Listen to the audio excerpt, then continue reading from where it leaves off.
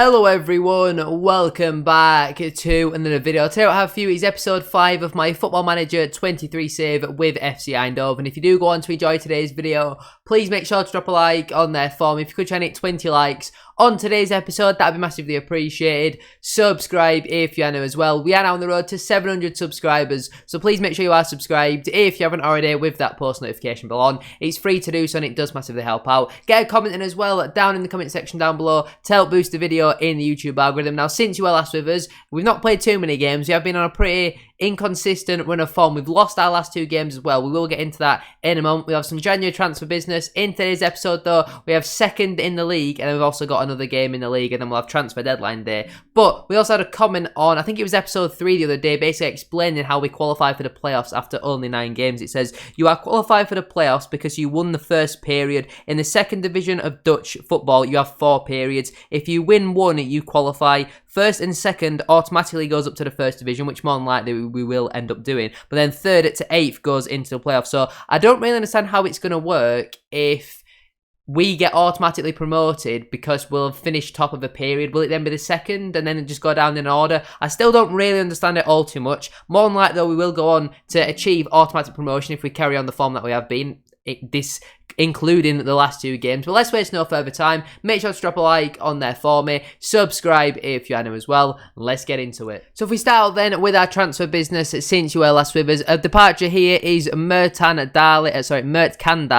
He has joined a team, I'm not really too sure where. They're probably in a division below us, but he's gone to VVSB. Never really going to be good enough to play for the first team. I think he was in our reserves, and yeah, just not really going to be good enough, so we let him move on a free transfer. And our other departure was actually agreed back in like September time. It was like a week or 2 after the summer transfer window closed. Musa Sanoman, who you've not really seen play all too much this season, he has joined Sepsi OSK over in Romania. We got a £10,500 fee for him. We signed him on a free transfer at the start of the season. He played 1 appearance. We moved him on for 10 grand. So I think we've done a fairly decent job with that. He's played for some other clubs like Jong PSV and RKC Walwich. Probably pronouncing that wrong, but yeah, he's gone back over to Romania where he has had some spells previously. During his time in football, he also had a spell with Crawley Town in the 17-18 season where he played 12 matches, which is obviously quite interesting. We have only made the 1 signing since you were last with us. Obviously, we did confirm Julius Koch in the last episode, but we have brought in Jorge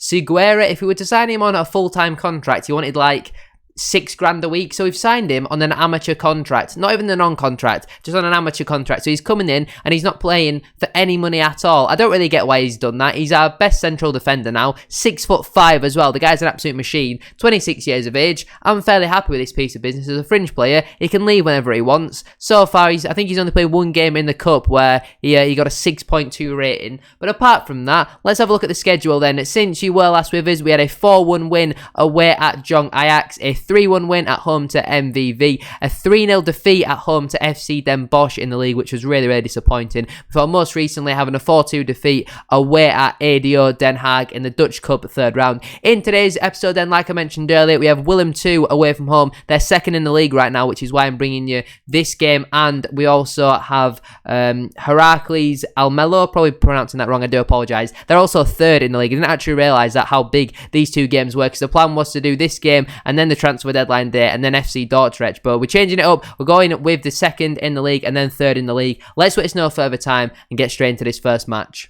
Now, I actually completely forgot that, our new signing, Soren Gonther, yeah, he's not going to play for the club again. The poor guy is going to be out for another 6 to 9 months because he's damaged his cruciate ligaments. He's done his ACL. He played however many games for us. He played 4 games at 36 years of age, picking up £1,600 a week, and the poor guy's done his ACL, so you're not going to see him play again. It was good while it lasted. Thanks for the 4 games and the 6.8 average rating, but he won't be playing for the club again. How disappointing. Here we have it then. Here's how we line up for our first of 2 at top of the table clashes, but this one is certainly the more important of the 2. We've got Bertrams in goal, a back 4 of Eugenia, Jeebles, Segura and Rigo. We've got Van Dorm and Dorker in the midfield with Rotier on the right, Dalhouse on the left and De Kea's Maker in behind Diaby Fadiga. Lots of youngsters on the bench, as I'm sure you can tell by the sharpness, because we've got injuries and tired players left, right and centre. Actually, Bagoas is actually okay, so we're going to put him on the bench instead of this Gremmen geezer.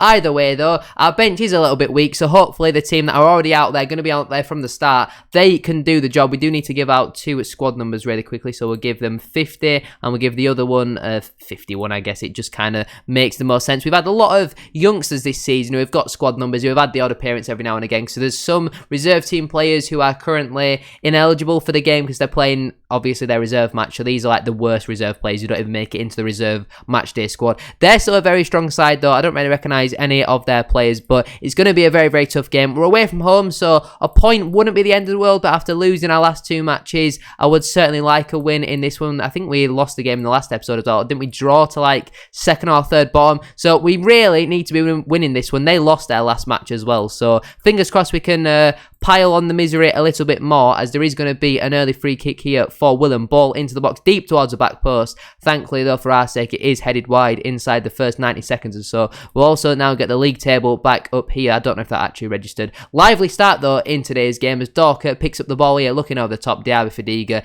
he's certainly offside there. He has stuck it away though into the back of the net, but surely this goal is going to be disallowed. It has been disallowed. Good start though. Diaby Fadiga clearly showing that he can score goals if given the opportunity. It's just a shame he didn't time his run quite perfectly. There's a 4-point gap between us and Willem, so a win here would obviously be very nice. As a ball goes in towards the back post into the penalty area, Jeebles with the headed shot. That is an easy save for Lamprou in the end. And from Lamprou's distribution over the top, looking for Cabangu, in on goal, shoots, scores. Elton Cabangu with his 2nd goal of the season. It was just far, far too easy. I stopped commentating because I thought the highlight was going to end, but the goalkeeper hammers a ball long. Agenia nowhere to be seen, as I think he was the one taking the corner. No one of the other defenders comes across though to cover, and Cabangu probably not going to score much of an easy goal. And that, I know he's had to run from the halfway line with the ball, but 11 minutes on the clock, we fall behind again. We're going to berate them early on because that is absolutely shocking, and that gap between us and Willem 2 is only down to 1 point now. 20 minutes on the clock, we are behind, so I'm going to actually stick it on to attacking because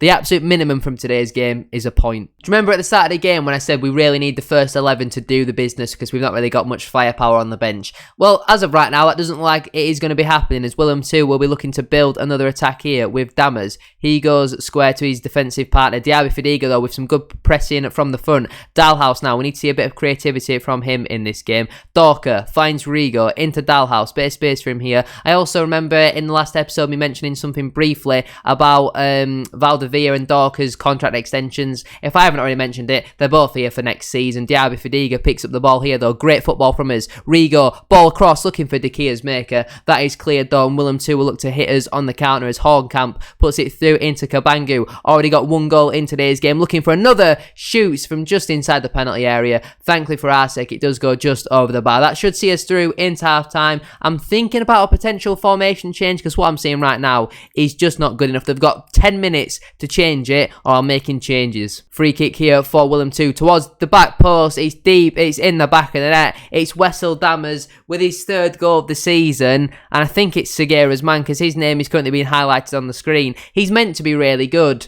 and he just, I mean, it is his man, isn't it? Towards the back post. Segura's 6'5" and he somehow lost a header. I don't really believe what I've just seen there. He got a 6.2 in his first game. He's on a 6.2 in this game. Have we maybe been, I don't really know what the word is. Has our scouts pulled the wool over our eyes maybe with this signing? Because he looks like an absolute shocker so far in his first 2 games. We've not really got the time to be waiting for him to settle in here. As Rottier, ball into the box. This should be easy though for Willem 2 to deal with. They're doing the switch it. There's a poor switch. Rigo now finds Dorker. He looks for Dalhouse, but it's a poor pass. Segura gets underneath that one, but his header is a poor one. Dude man driving down their right hand side, clips the ball down the line looking for their striker, and somehow he is going to get there. Segura has got the pace of a granddad. That was absolutely embarrassing, that the way he's just been absolutely sent. That was really, really poor, but the highlight is not done yet as they're going to shoot from distance. It's 3-0. It's Ringo Meerveld. I don't really have words for what I've just seen there. I mean, Bertram's, is he aware he can use his hands? Because that shot didn't really seem like it was right in the top corner to me. I mean, it was a decent strike. Again, Segura's got to be closing his man down better there. But why is the goalkeeper trying to run out after the ball?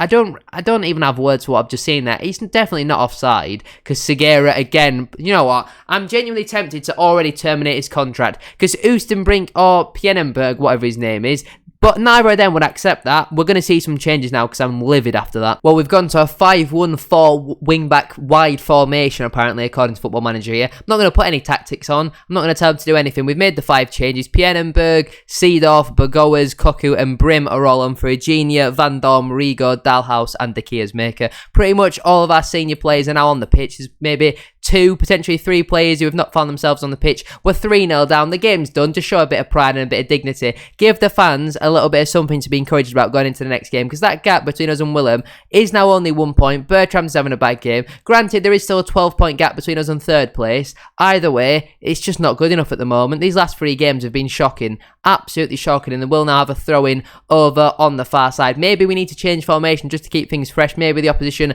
have started to work out our tactics here, as it looks like here Pienenberg's actually having a decent game, which is good to see, because he's probably going to start the next game over Segura. I mean, we've had to keep him on the pitch just because we didn't have enough substitutions to bring him off, and we only had 3 centre-backs in the whole squad. 10 minutes to go, still 3-0. Goal kick for us here. Bertram's will be the one to clip it long, looking for Diaby Fadiga. Doesn't quite get underneath that one, and they're first to the first ball, the second ball, the third ball, even the 4th ball if there was one. They're just completely dominated us in today's game. It's been a really, really poor, disappointing performance as G-Bells gets underneath that one nicely. Rotier now looking over the top for Diaby Fadiga. Has he kept himself onside? Doesn't matter though, as the defender gets there ahead of him. Koku cuts inside and finds Segura. He looks for a great ball through into Koku, and that is a fantastic goal. Ozan Koku with his 3rd goal of the season.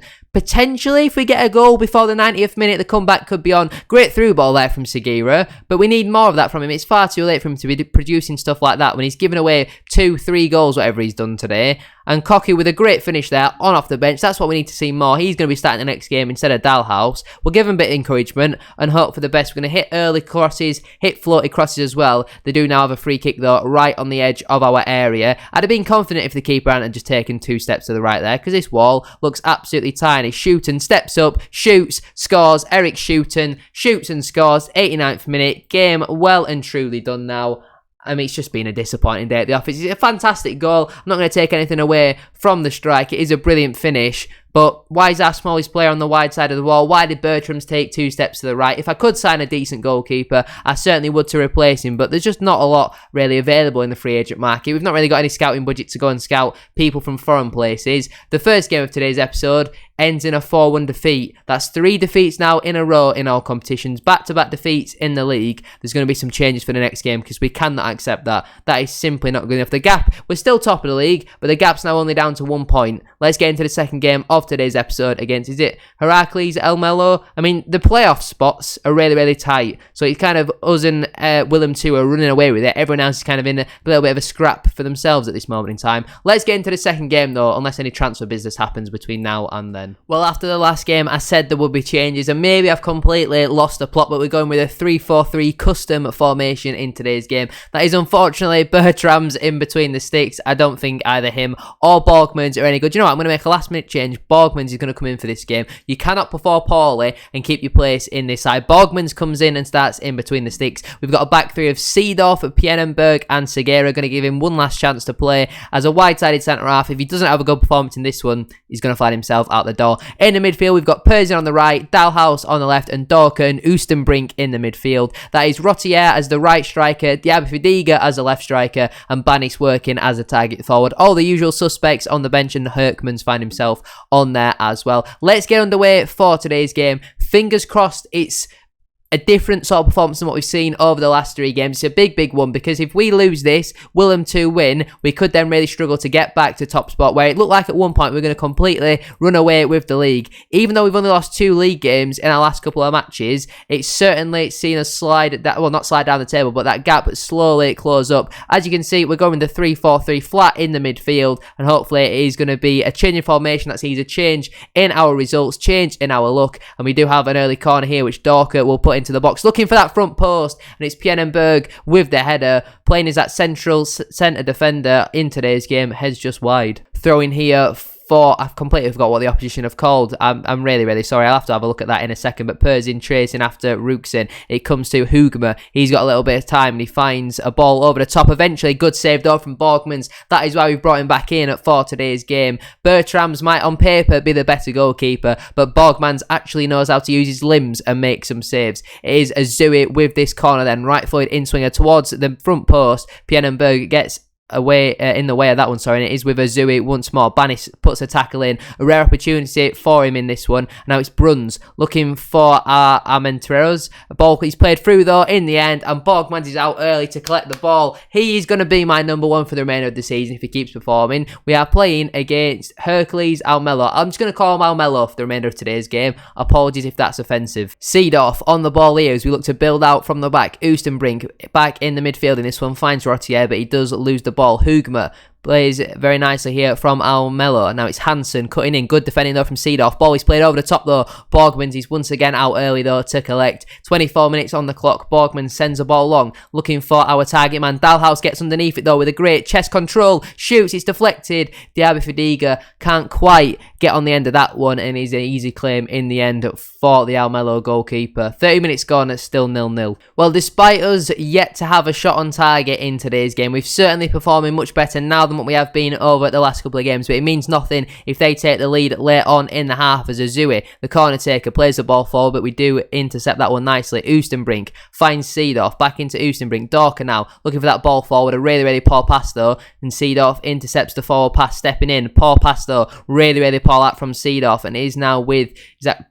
I've genuinely no idea how you even pronounce that. Azui now on the right hand side. Ball into the box. It's a great ball. It's a great strike again by the bald man. He might be offside, but Borgmans with a great save, and that should just about see us through into half time. That is half time. It's been better. Still not great. We'll tell them to give everything. Not one player cares what I have to say. We'll get underway for the second half. Give them some more encouragement, and hopefully we can grab a goal. Free kick for us here. Dalhaus will put it in. It's a deep ball towards the back post, looking for Diaby Fadiga. That one is cleared though, and now the bald man driving forward here. Poor touch though, and the skipper steps in and wins it back. Perzin now driving down our right hand side, playing a lot on the right wing so far this season, finding himself on the right of midfield, looking for Rottier into the penalty area. He cuts it back, looking for Oostenbrink with the strike, and Cohen Oostenbrink with his second goal of the season does the Naruto run as well in celebration. We take the lead after just 5 minutes or so into the second half. All comes from Perzin with a great ball into the channel. Rottier holds the ball up, cuts it back, sees the run of Oostenbrink on that left foot, first time strike.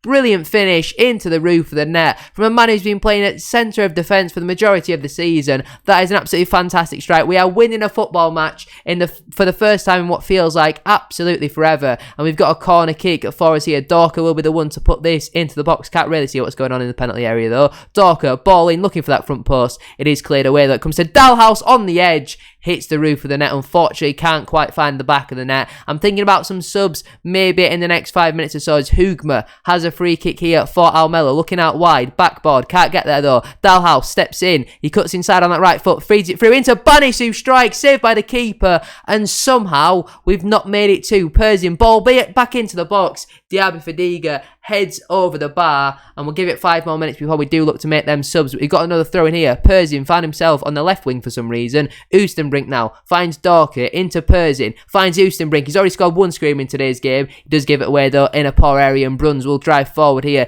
into the space. He finds Hansen looking to hold the ball up here for Almelo and try maybe to get a ball into the box. He does get that ball into the box, cleared away though by Pienenberg. Now Perzin, great first touch, finds Seedorf. Can he find a forward pass? Switches it, out wide into Dalhaus. Driving down our left-hand side here, got a man up his backside though, and Kwahim is able to deal with that one. The goalkeeper clears the ball. Oostenbrink steps in though. What a game he is having. Out wide into Perzin. First time ball in. Diaby Fadiga is there to pounce on the mistake, and he has his 25th goal of the season. It's FC Eindhoven 2, Almelo 0. It looks like we are going to be getting back to winning ways in this match. We might have had 3 straight defeats, but Oostenbrink in the midfield has been an absolute monster in today's game. Great first time ball from Perzin.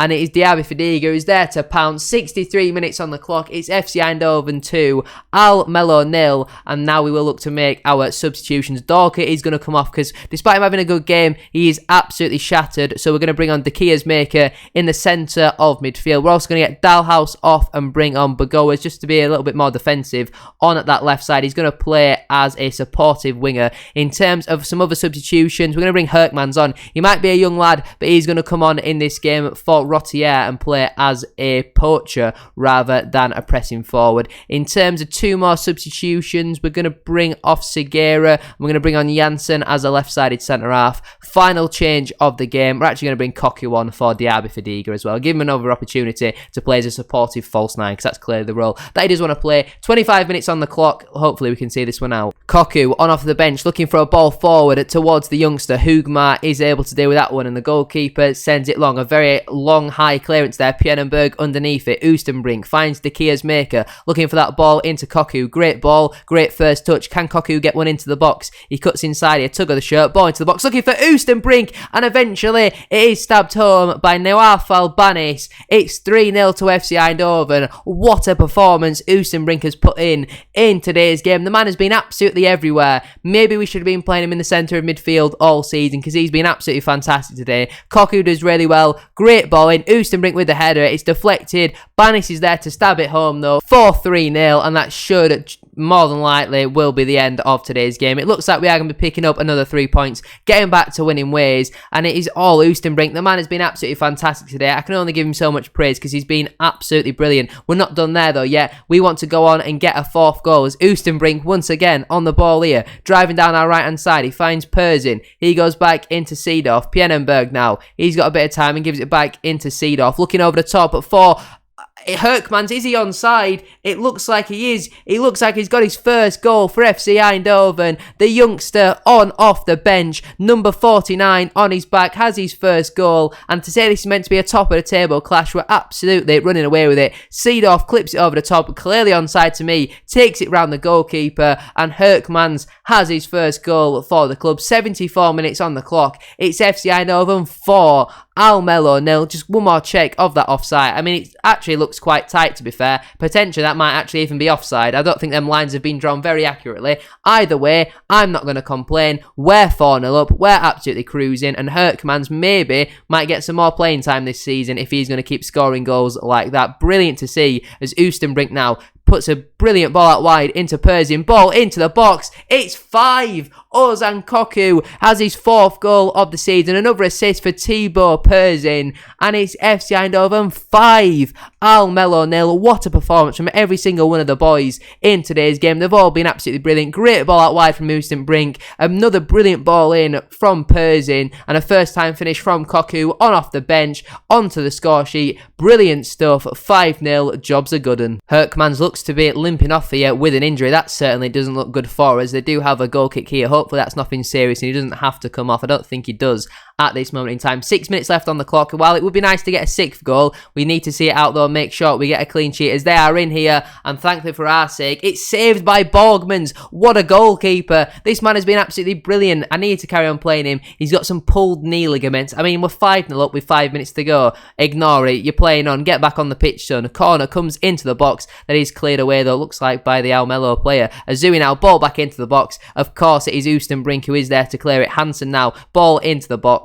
Once again though, it is caught by Borgmans. 5 minutes to go, still 5-0 to us. 2 minutes of added time at the end of today's game. There is the full-time whistle. Brilliant performance. All the goals coming in the second half. First half was a little bit shaky, but Oostenbrink, what a performance. He was absolutely everywhere in that game. I'm very happy with the result and the way that he played. Well done to everybody involved. We're going to be playing that team a little bit more often. It looks like Rodder JC have now qualified for the playoffs as well. It looks like Willem didn't play, so we're back to 4 points as it does stand. But that is where I'm going to leave it for today's video. If you have enjoyed it, please make sure to drop a like on there for me. If you could try and hit 20 likes, as I said at the start of today's video, that'd be massively appreciated. The fans want a permanent deal for Perzin, who's not actually our player, he's on loan from Inter.